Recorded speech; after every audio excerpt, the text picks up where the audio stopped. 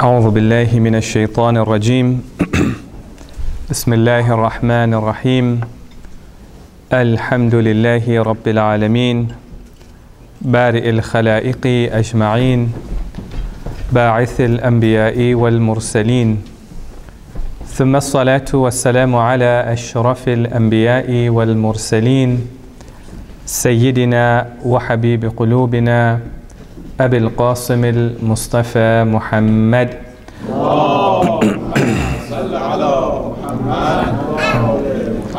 وعلى أهل بيته الطيبين الطاهرين أما بعد السلام عليكم جميعا ورحمة الله وبركاته.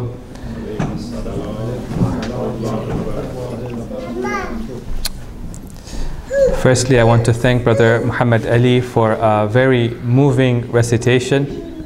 I pray that Allah subhanahu wa ta'ala increases in his tawfiqat and accepts his efforts. Tonight we're gathered to commemorate the shahada and the martyrdom of Lady Fatemah SWT alayha afdalu salati was salam.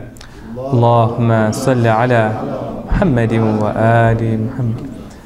According to some narrations, she passed away 75 days after the wafat of the Holy Prophet. And according to some narrations, she passed away 95 days after the wafat of the Holy Prophet. Today marks 75 days after 28th of Safar.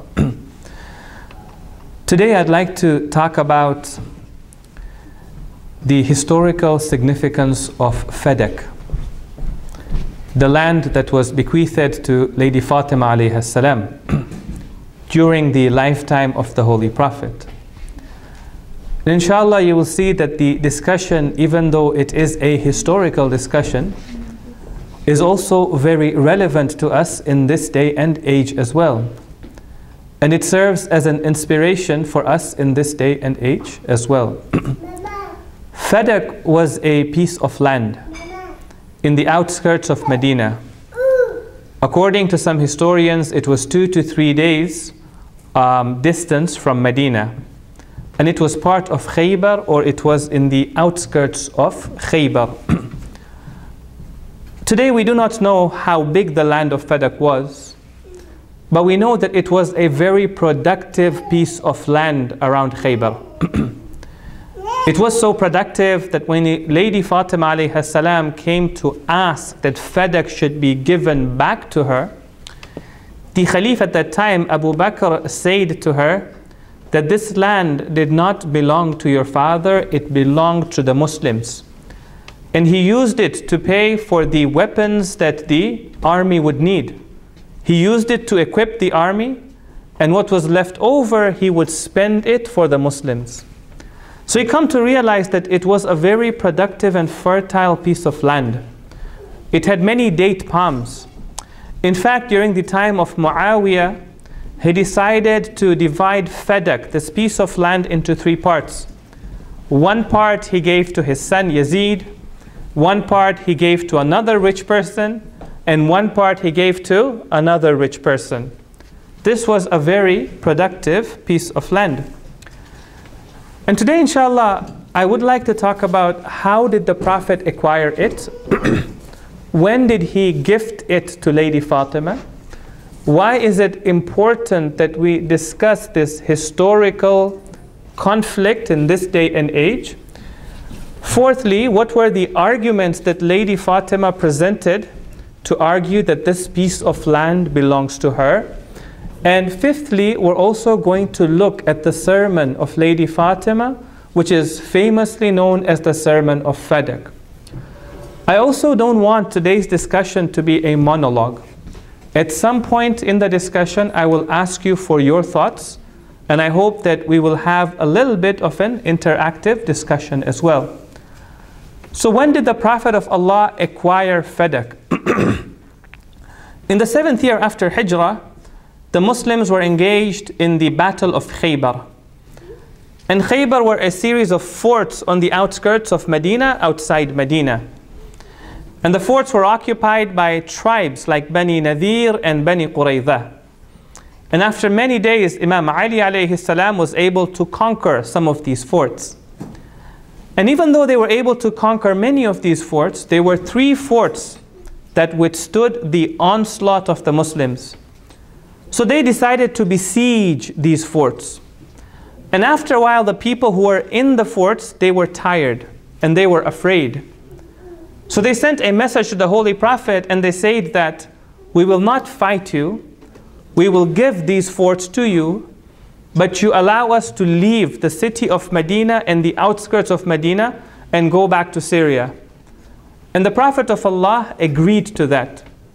In that agreement, they gave the land of Fadak, the lands of Khaybar, the lands of Urayna, and the lands of Yambu'a to the Prophet of Allah. So the Muslims acquired this piece of land. But there was a difference here. The spoils of war are of 2 types. They are spoils of war which are acquired by the Muslims by fighting a war, by going to the battlefield, by unsheathing their swords. Right? This is known as ghanima. For example, in the battle of Badr, the Muslims acquired a lot of ghanima, spoils of war. The Prophet of Allah had to distribute it amongst the soldiers, amongst the believers who were there in Badr. And then the believers had to give 1/5 of it as khums. وَاعْلَمُوا أَنَّمَا غَنِمْتُم مِّن شَيْءٍ فَأَنَّ لِلَّهِ خُمُسَهُ. They had to give 1/5 of it back to the Holy Prophet as khums. The second spoils of war is something that the Muslims acquire without having to fight for it, without having to go into the battlefield. For example, they acquired it through a peace treaty, or they acquired it because the opposite side just gave it to them and ran away from the field of battle. In the Quran, this is known as fay. Okay? When it comes to fay, it doesn't belong to the soldiers. It doesn't belong directly to the Muslim community. It belongs to the Prophet of Allah. And he can distribute it as he sees fit. Fadak was part of fay. And in its entirety, it went to the Holy Prophet.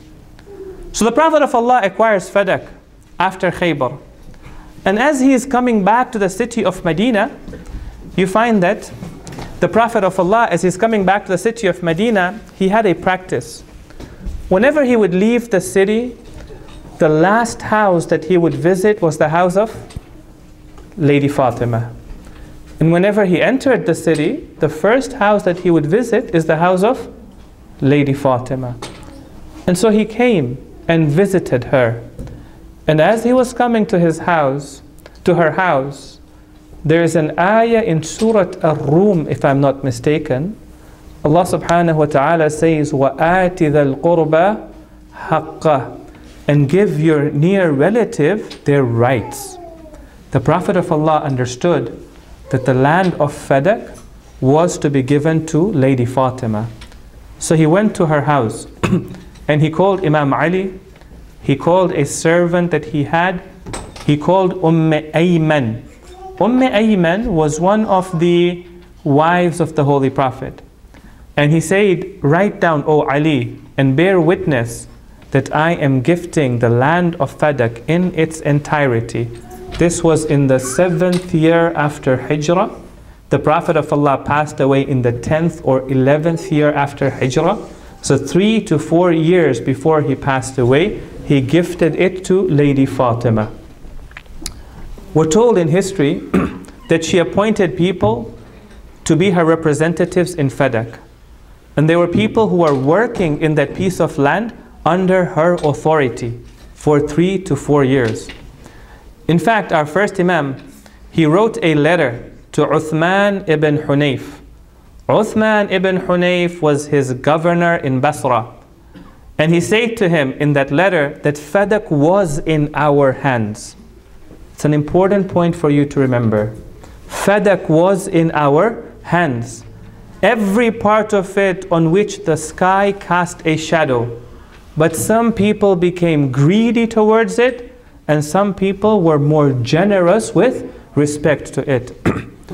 So So now she has this piece of land for 3 to 4 years. On the 28th of Safar, the Prophet of Allah passes away.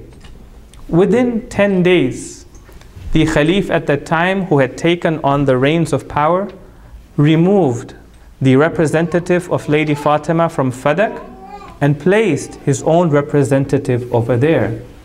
And that is where the struggle began. In the last, few days of her life, the 2 to 3 months that she spent on this earth, one of the struggles that Lady Fatemah had was to acquire the land of Fadak back to herself and back to the Ahlul Bayt. Which you must agree with me is a little strange. Now I'll explain to you as to why. But this brings us to our first question for today. Why did Lady Fatemah struggle for a piece of land? Okay. It is strange because we know this lady was not attached to the dunya, to the world. Every little bit that she had, she would give in the way of Allah subhanahu wa ta'ala. The Prophet of Allah, whenever somebody would come in the masjid and say, Ya Rasulullah, I need something, I am hungry, I have nothing to wear, and the Prophet had nothing to give him, and none of the companions wanted to share something with him, immediately he would send her to the house of Fatemah. Because he knew that even if she had nothing, she would still find something to give to him. Right? On those 3 nights, when the only food that she had after a whole day of fasting, somebody came and asked for it, Lady Fatemah alayhi salam gave that away to him. She was not attached to the world at all. Then it's very strange that a lady like her would struggle publicly, come in the masjid in Medina and ask for her rights over Fadak. So my first question to you is, why do you think that Lady Fatemah alayhi salam struggled to reclaim the land of Fadak? I'm going to open up now the floor to discussion. I'd like to hear from you. Yes? Maybe because of those who worked there? Maybe because of those who worked over there? In what sense? Maybe. So maybe the money was going to them and she wanted to make sure the money would reach them? No, the persons who were farming there or who were working there Yes. will be giving the money to them, right? Yes. So I think when Omar got the land from her, all the workers were fired out of the land. So maybe because of those. Right, so they were removed from the land, they were benefiting from it, so she was struggling for them and not for herself. That's one answer. Yes?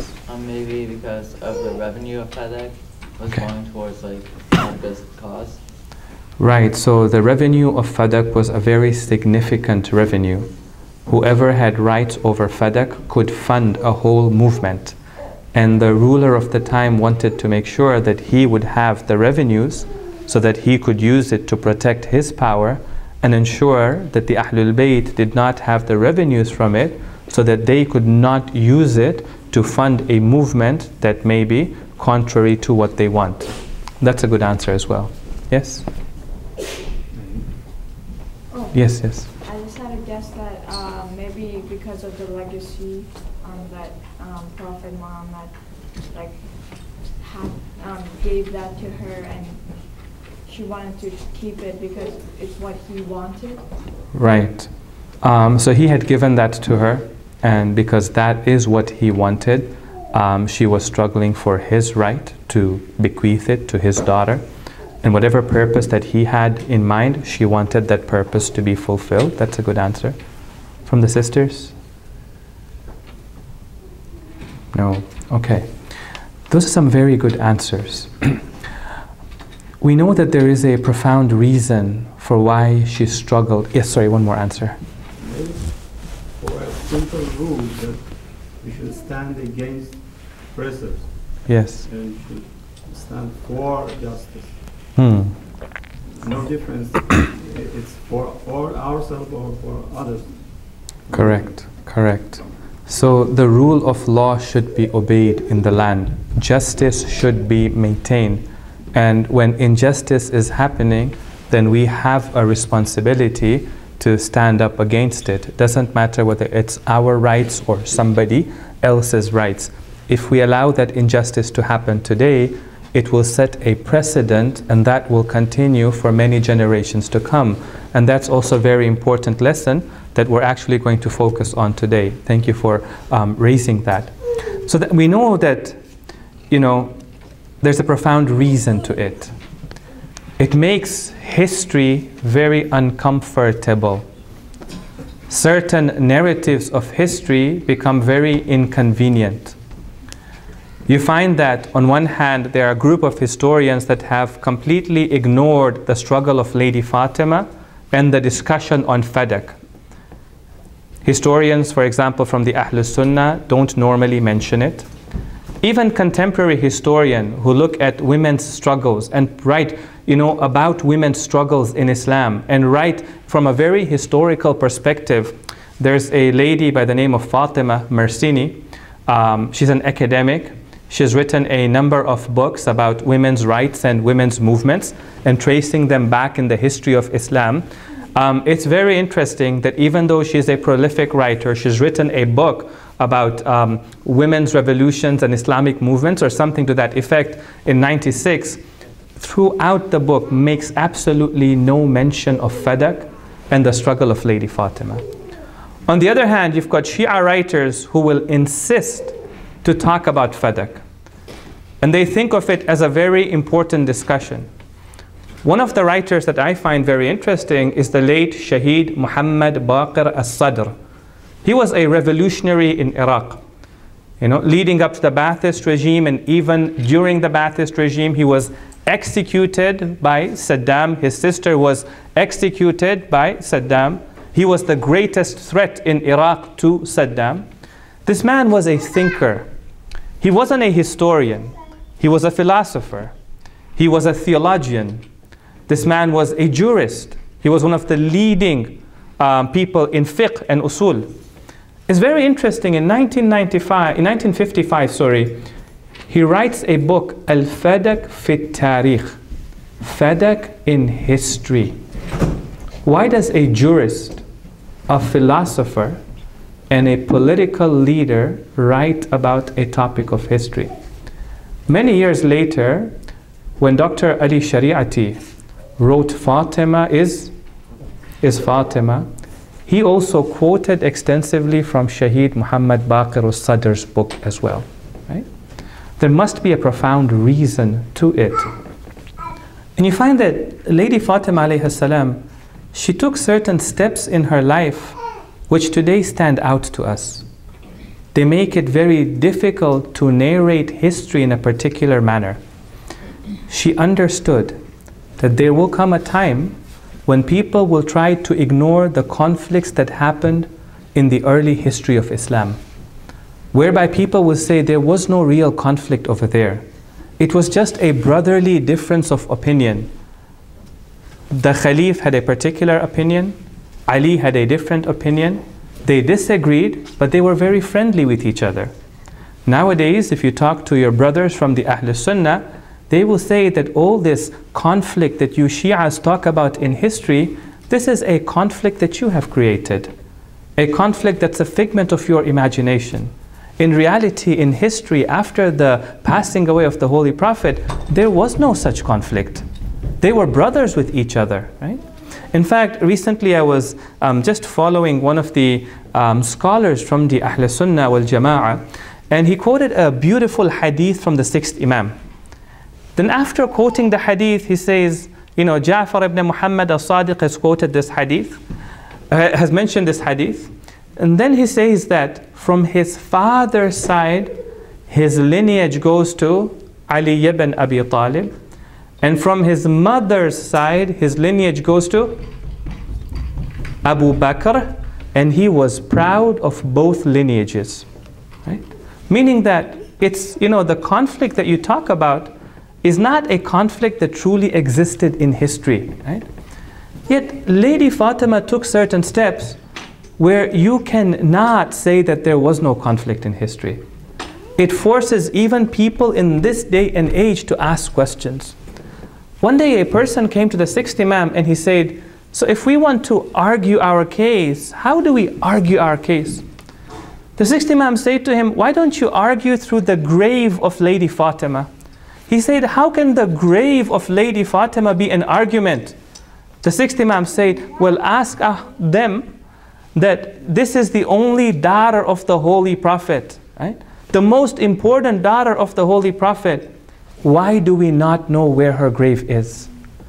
And why do we not have any narration about when she passed away? And why is it that most of the Muslims did not attend her burial ceremony? What happened in that time of history? It forces us to ask those questions. Similarly, the issue of fadak itself also forces the Muslims to ask questions about the early history of Islam. One of the main reasons she struggled for fadak is because the struggle was not for fadak. The struggle was for wilaya. The struggle was for Imam Ali. And you will see this theme recurring over and over and over again. At the end, Abu Bakr understood what she was arguing. She knew what she was arguing. The believers understood also what she was arguing. Fadak is not just a piece of land.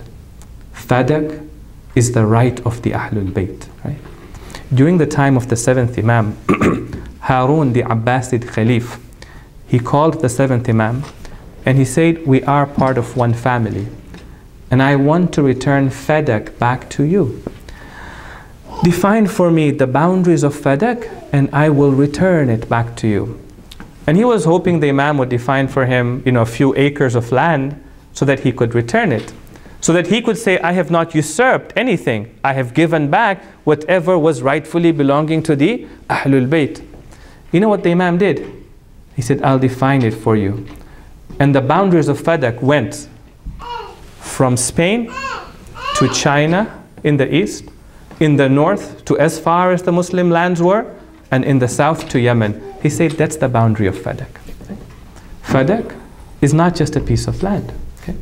The message he was giving is that just as the Prophet of Allah gave fadak to me, he gave the wilaya to Amirul Mu'mineen. And just as you have taken fadak away from me, you have taken the wilaya away from Amirul Mu'mineen.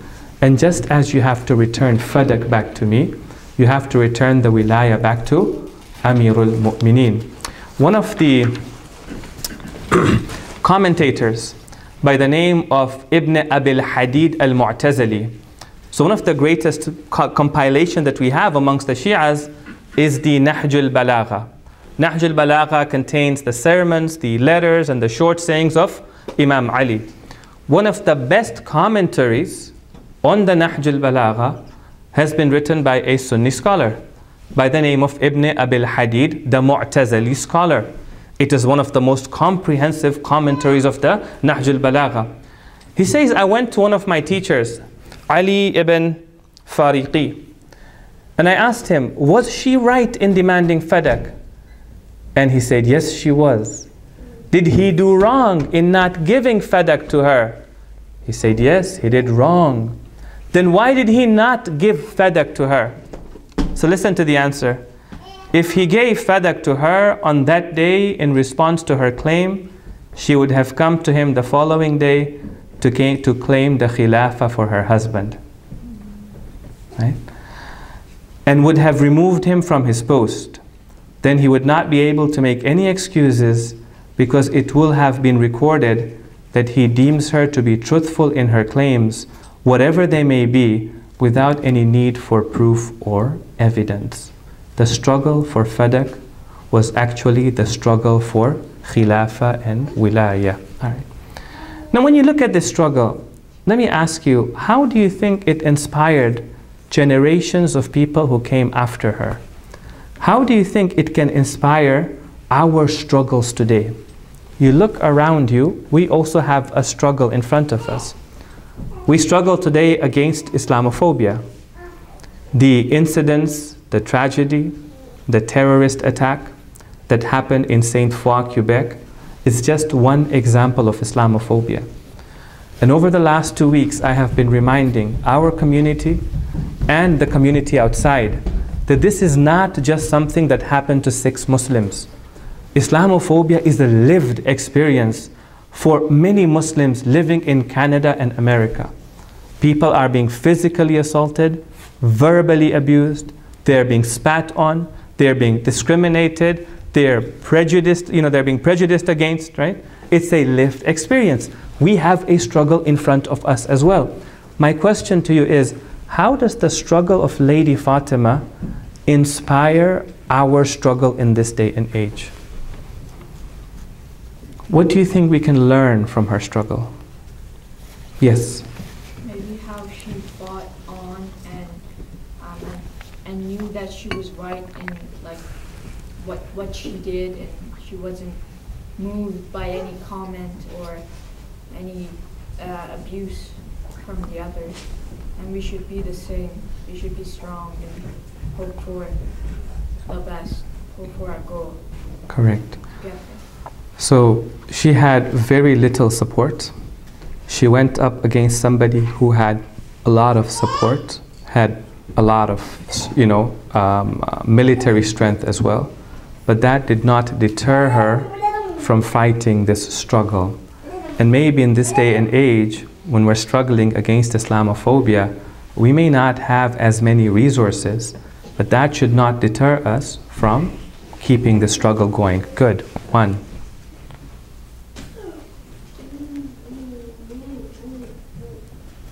Yes. I prefer young people. Anybody can talk, whoever has a thought to share. We don't discriminate. Yes, between young and old. Yes. Lady Fatemah actually discussed to gain his right in a good manner. Jadal al-Hasan, reasoning based on evidences, and against those reasons that Abu Bakr wanted to use, according to wrong narrations from Prophet Muhammad, right, that prophets never give wealth to yes, others, yes, to their progeny. Correct. And according to Quran, she mentioned a verse from Quran that correct. Sure. His reasoning that you are using against me is wrong, and this kind of discussion in a good manner without going to fight by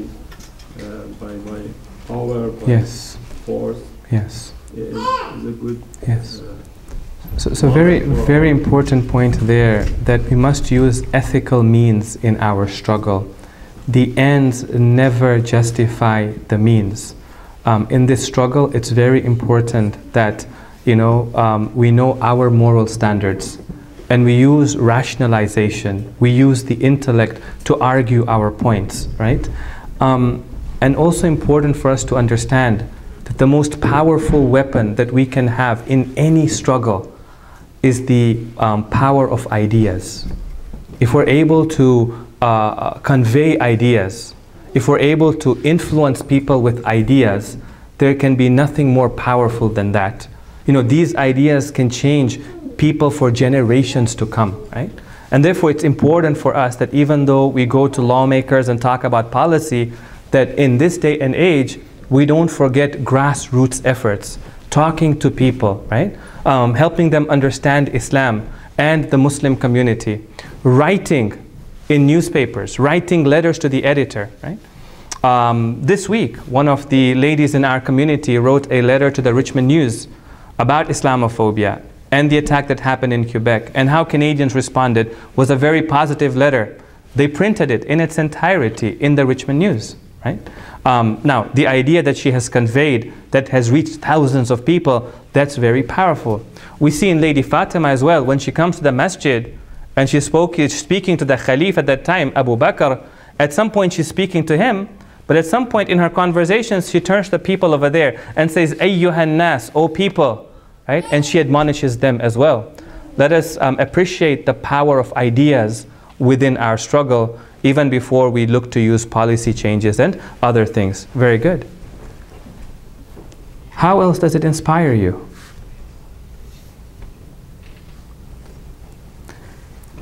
You see, we have been looking at Fadak the wrong way. In fact, the way we look at history is really sometimes the wrong way. We focus on one aspect of history, but we don't focus on the other aspect of history. Whenever we talk about Fadak, we talk about Lady Fatima as the Mazluma, the one who was oppressed. And so we see her as a victim only. She was a victim, she was oppressed.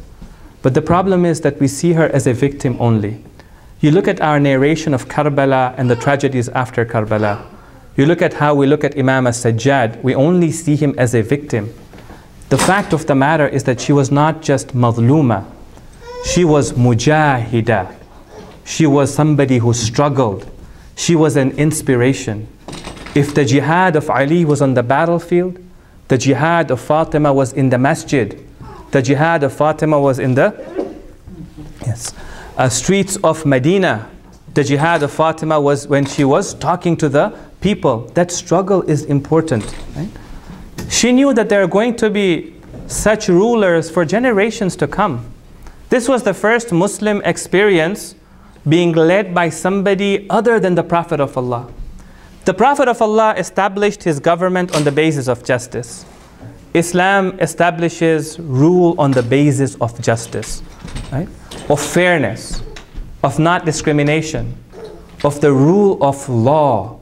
Even the state has to follow the law. Nobody is above the law of Allah subhanahu wa ta'ala. The ruler is not above the law. The ruler has to maintain the law. And the subjects have a responsibility to hold the rulers accountable to maintain the law. You know, the Prophet of Allah never used unethical means. In the battle of Khaybar, the Prophet has put siege to the fort. When he's put siege, they're waiting there for a few days. And one of the persons who was taking care of sheep, a lot of sheep, that belonged to somebody who was inside Khaybar, one of the enemies of the Holy Prophet, he had a change of heart. And he decided to become a Muslim. So one day, during the siege, he comes to the Holy Prophet and he says, Ya Rasulullah, I have become a Muslim. So I present myself to you.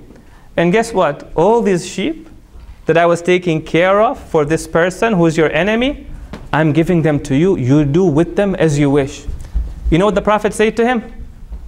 He said, return the sheep back to the owner. We don't use unethical means. Lady Fatima knew there would be many rulers that come afterwards, and they will be oppressive. And there will be some people who will say, that's okay. This is what God has willed for us. Let us accept it. And she was saying, that is not how we ought to respond. When our rights are taken, we have to struggle for our rights. Don't ever expect others to struggle for your rights. Today here in Canada, the rights of Muslims are being taken. The ones who go to the streets and the ones who struggle for it are who? Are non-Muslims. That should be shameful for us as a Muslim community. Allah subhanahu wa ta'ala says in the Quran, إِنَّ اللَّهَ لَا يُغَيِّرُ مَا بِقَوْمٍ حَتَّى يُغَيِّرُ مَا بِأَنفُسِهِمْ. God is not going to change your conditions until you take the initiative to change your own conditions. She was saying that you have a responsibility to create a better society. You see, in the Muslim community, one of the things you will notice is everybody is a political analyst. Right? You sit in a gadeh, right? All we talk about is politics. We talk about politics in the Middle East. We talk about global politics. We talk about what Mr. Trump is doing. We talk about what he is not doing. We've got so many ideas that we want to share, right? We've got great ideas. And you also find that when somebody is doing work, we are full of analysis and criticism, okay? But we never ourselves come to the stage. We never ourselves enter the field. And Lady Fatemah is saying, when you see there's something wrong in your society, stop complaining and start doing something about it. Even if it's something that is small. But take that responsibility and do something about it. She's also teaching us that men have a responsibility to create a better society. Women have a responsibility to create a better society. Men have a public role. Women have a public role. Just because you wear the hijab, that doesn't mean it absolves you from responsibility. The hijab is meant so that you would come in public and take on that responsibility. If you see the men are not fulfilling their responsibility, as it was in the case of Lady Fatemah, you come and take on that responsibility. Both genders have a role to play in creating a better society. Now, when she came and she saw that her rights were taken, she started to argue against that. And she went forward with a very rational process. Firstly, she came and argued and she said, well, give the land back to me. And Abu Bakr said to her that you must produce witnesses that say that the land belongs to you. She argued and said, I do not have to produce witnesses. You have to produce witnesses. Okay? There is a rule within Islamic law, and you also find it within Canadian law or American law as well. They say possession is, anybody? Possession is 9/10 of the law, right? Meaning the one who is possessing something, he owns it. And if somebody says it doesn't belong to him, then he has to produce the evidence. Even in Islam, we say that if you have discretion over something, for example, if I have this ring with me, then it is assumed that it belongs to me. You cannot come to me and say, prove to me that this ring belongs to you. No, if you think it doesn't belong to me, you come and prove that it doesn't belong to me, right? And therefore we have a hadith that says, Al-bayyina al-mudda'a. The one who is claiming is the one who has to produce the evidence. She is saying to him, for 3 to 4 years, we have been using this land. We have been farming on this land. We don't have to produce any evidence. You are the one who has to produce the evidence that the land does not belong to us. They said to her that we will not accept. As long as you produce witnesses, we will give this land back to you. So she said to them, okay, the Prophet of Allah gave this land to me during his lifetime. They said, who are the witnesses to that? She brought Imam Ali as a witness. She brought Al-Hassan and Al-Hussein, who were young at that time, as witnesses. And she brought Ayman, the wife of the Prophet, as a witness. They said, Imam Ali, he is your husband, his testimony is biased. Hassan and Hussein, they are your children, their testimony is biased. And Ayman is one woman, her testimony is not sufficient. Imam Ali, the one for whom the Prophet said, Ali is with the truth and the truth is with Ali, right? Al-Hassan and Al-Hussein, for whom the Prophet said, Sayyiday Shabab Ahlil Jannah. For Ayman, the Prophet of Allah had said, she is one of the ladies of paradise. They said that is not sufficient. So then she said, very well. Now this very rational process of moving forward. She said, okay, the Prophet of Allah did not give it to me during his lifetime, if you're claiming that. Then at least once he passes away, it becomes a part of what? Part of my inheritance. Why have you denied me my inheritance? Then give it to me as my inheritance. It was very interesting at that time, the first Khalif said that I have a hadith from the Holy Prophet. It's a hadith that only he had heard. Nobody else seems to have heard this hadith. In this hadith, the Holy Prophet, he says, has said that we, the prophets of God, do not leave behind any inheritance in the form of gold or silver or houses. No physical or financial inheritance. What we leave behind is knowledge and wisdom and the book and prophethood. Right? When she heard this, she decided to go to the masjid in Medina. Now, let's put this into context. So today you see that there are a lot of demonstrations which are happening around the world. In America as well, there are a lot of demonstrations happening. They're happening at the airports. Our brothers and sisters are demonstrating over there. They're saying salat in the airport. Non-Muslims are surrounding them, cheering them on when they're saying their salat. There's women's demonstrations happening all over America. Women are demonstrating and coming together. But did you know that the first demonstration, the first, let's say, protest, the first protest that happened in the Islamic community was held by women? And it happened 10 days after the Prophet of Allah passed away. And it happened in the city of Medina. It was led by Lady Fatemah SWT.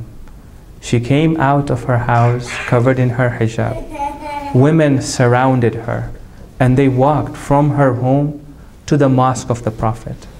And they went to the mosque of the Prophet at a time when it was filled, probably after Salat. And the Muhajirin and the Ansar had filled the masjid. And Abu Bakr was sitting in that masjid. And she went in there and she said, put a curtain between us and the men, because at that time there was no curtain between the women and the men. Put a curtain between us and the men, I would like to address. And when the curtain was put, then she addressed. And this was the famous sermon known as the Sermon of Fadak. If you want to know the greatness of Lady Fatemah, her knowledge, her insight, then we have to read the Sermon of Fadak. You must have heard about it so many years in your life. Isn't it unfortunate that we don't sometimes read the sermon itself? She gave the sermon impromptu, never prepared for it. But I tell you, and I tell you with truthfulness, there are lines in this sermon that takes Ayatollah Javadi Amuli a whole sermon to explain. It takes a whole lecture to explain. There are such profound words in this sermon, where it begins and where it ends, right? Today what I want to do in the time that's left is go through this sermon with you. And as I go through the sermon, I'll explain it to you, not all of it, a part of it, and I will ask you some questions as well about it, okay? So she begins the sermon by praising Allah subhanahu wa ta'ala. You know, one of the things that's important for us to do in our lives is to develop love for the Ahlul Bayt. Because when you love somebody, their words are worth gold for you. I don't have to comment on them for it to move your heart. So what I'm going to do is I'm just going to recite from the sermon itself. I'll translate it for you, and I just want you to take it in. I want you to absorb it, okay? So she says, وَأَشْهَدُ أَن لَا إِلَهَ إِلَّا اللَّهُ وَحْدَهُ لَا شَرِيكَ لَهُ. I bear witness that there is no God but Allah, His oneness, and He has no partner. كَلِمَةٌ جُعِلَ الْإِخْلَاصُ تَأْوِيلَهَا. It is a statement whose inner essence is sincerity of devotion to God. If you want to express Tawheed, then you have to show sincerity. وَضُمِّنَ الْقُلُوبُ مَوْصُولَهَا. And in the hearts, He has put its meaning.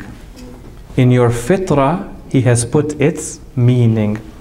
وَأَنَارَ فِي التَّفَكُّرِ مَعْقُولَهَا. And its meaning shines in the intellect. Okay? الْمُمْتَنِعُ مِنَ الْأَبْصَارِ رُؤْيَتُهُ. One whom eyes cannot see. وَمِنَ الْأَلْسُنِ صِفَتُهُ. Tongues cannot describe. وَمِنَ الْأَوْهَامِ كَيْفِيَّتُهُ. Imaginations cannot comprehend His reality. ابتدع الأشياء لا من شيء كان قبلها. He originated things without anything existing before them. وأنشأها بلا احتذاء أمثلة امتثلها. And He formed and shaped them without an example from which He would have to copy from. Okay? And it continues. Let me ask you, in her struggle for fadak, why does she begin by talking about God? Why does she talk about God even before she enters her struggle?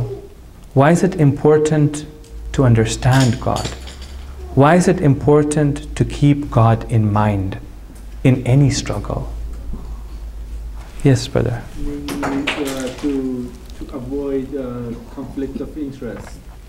If I want to be truthful, particularly if specifically if it is about something that I own, or like something that is I'm going to be owning in the future. Yes. It's very important for me to avoid any conflict of interest when I'm talking about it. Correct. And the first thing I can remind myself is God. Correct. And recite Bismillah and remind myself of God. And that, and I seek help from God to keep me away from conflict of interest. Wasting somebody else's. Right. Ahsan. Something that I believe is mine. So it's important to have taqwa in the work that we do, especially if there is personal benefit to it. We invoke God to remind ourselves that we are answerable in the presence of God. And therefore every word that we say must be truthful. But we also invoke God to remind the person who is in front of us that he also has a responsibility towards God, and he should also think about not his interest, but how he would answer in the presence of God. Yes, very important. Yeah. Either Lady Fatemah is representing God, like what she's doing.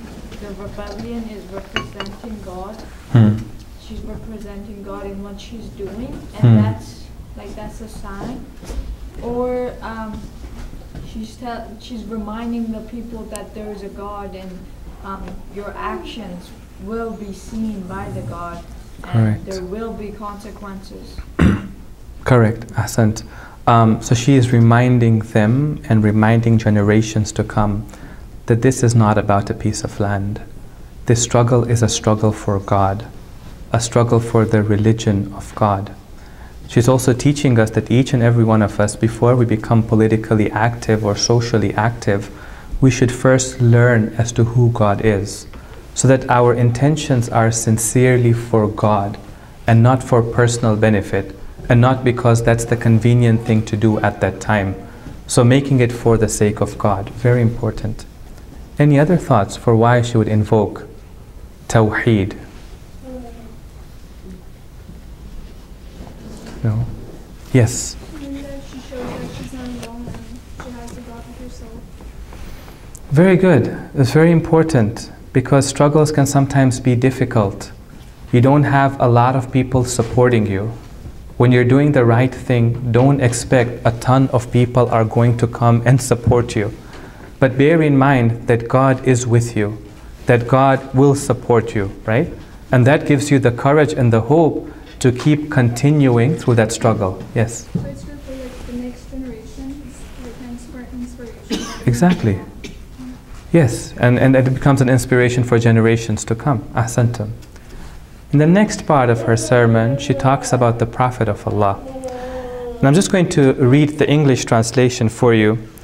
So she says, so through the Holy Prophet, God illuminated their darkness of the people of Arabia, removed the ambivalence from their hearts, and illuminated the obscurity of their sight.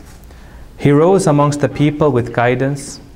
He saved them from perversion, removed their blindness, led them to the right faith, and called them towards the straight path.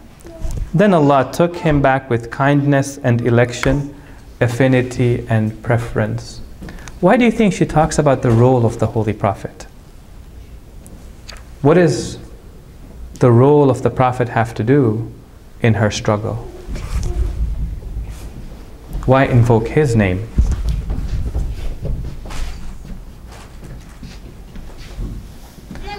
Yeah, these are the difficult questions, right? Normally, whenever we have Q&A, we ask what, when, where, right? But the more difficult questions are why and how. So why did she invoke the Prophet of Allah? Yes? maybe because she wanted to let them know, or they remember that the position that they already have is because of the Prophet, and you know what he has done to them. You know. Yes. So Correct. You have reached this position where you are united, you are a force. You used to be barbaric and uncivilized. You have become civilized because of the Prophet of Allah. Then see what you have done to the family of the Prophet or the teachings of the Prophet himself. That could be one possible reason. Yes? Maybe to make her argument more stronger, so she first started with like the God, and Yes. then she talks about the Prophet. So And it makes it stronger. it does make it stronger, but I'm just trying to understand how does it make it stronger? By talking about the Holy Prophet. So you're going down the right path, yeah.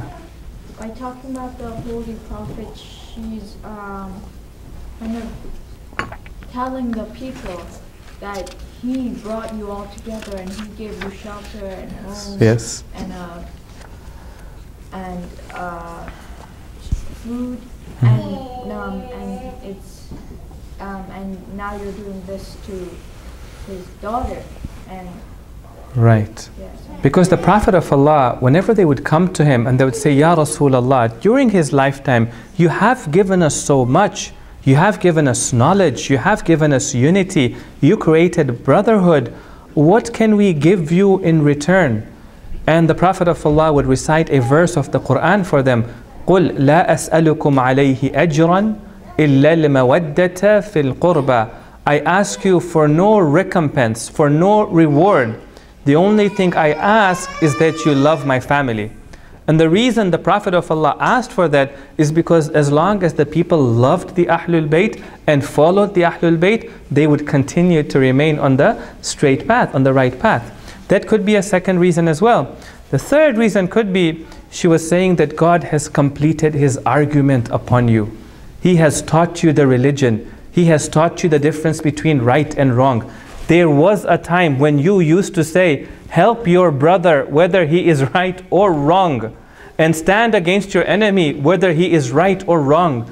And the Prophet took you out of this racism, this prejudice that you had, and he taught you that you must live by standards. Speak the truth even if it is against you, right?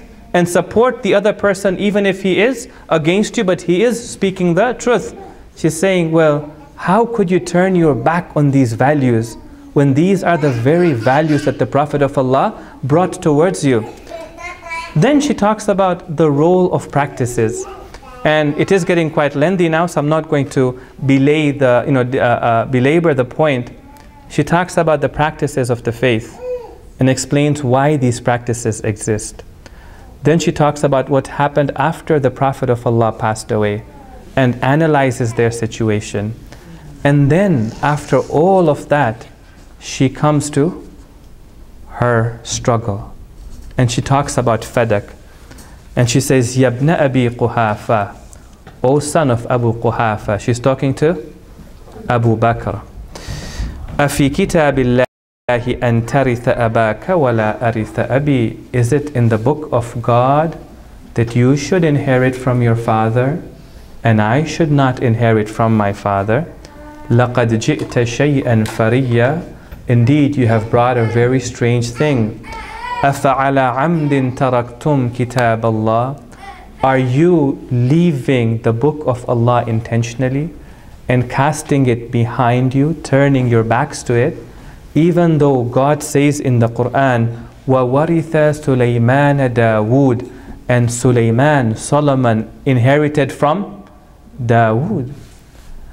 And then she says, وَقَالَ فِي مَقْتَسَّ مِنْ خَبَرِ يَحْيَى بْنَ زَكَرِيَّا. And he said about the story of Yahya, John the Baptist, the son of Zechariah, when God says in the Quran, quoting Prophet Zechariah, who made a dua to Allah, and he said, وَهَبْ لِي مِن لَدُنْكَ وَلِيًّا. O Lord, give me an heir from you. يَرِثُنِي وَيَرِثُ مِنْ آلِ يَعْقُوبَ. Who will inherit from me and will inherit from the children of Yaqub.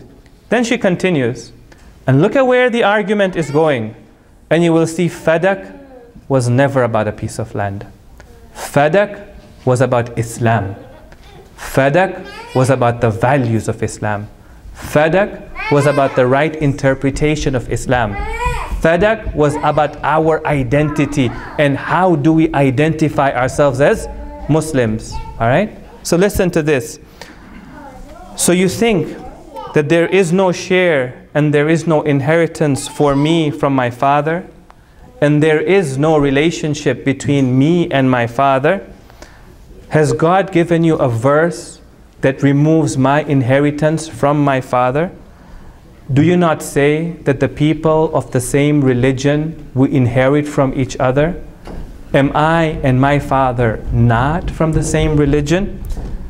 أم أنتم أعلم بخصوص القرآن وعمومه من أبي وابن عمي? Or do you know about the particular and general verses of the Quran better than my father and my husband? He is the rightful heir. He is the authorized interpreter of the Quran. At that point, the discussion became very tense. She would argue and press her argument, and he would respond in a very diplomatic manner. And she would press her argument again, and he would respond. This was happening in the masjid in Medina. The Muhajirin and the Ansar were listening to the argument. People's hearts were being moved now. If you want to know where Lady Zainab learned to speak so bravely in Kufa and Sham, you only have to go back to the city of Medina and hear her mother talking to the ruler of the time with such bravery and courage. And when she saw that he wasn't paying any attention to her, she turned to the people and said, Ayyuhan nas, O people, you have a responsibility. And you are carrying a heavy burden on your shoulders. And the day when the unseen becomes seen for you, you will realize what a burden you have carried on your shoulders. And she left, and there was chaos in the masjid. People were talking to each other. They were wondering what's happening over here. And Abu Bakr felt it was important for him to climb the mimbar. And he addressed the Muhajirin, and he addressed the Ansar, and he warned the Ansar. Ibn Abil Hadid asks his teacher that what was he telling the Ansar? And the teacher said, he understood what Fatima was aiming for. She also knew what she was aiming for. This was a political revolution. This was a revolution to unseat him from his power. And so he warned the Muhajirin and he warned the Ansar, if you dare rise up against me after this, then I will move with a heavy hand upon you. Sallu ala Muhammad wa ali Muhammad. Sallu ala Muhammad wa ali Muhammad.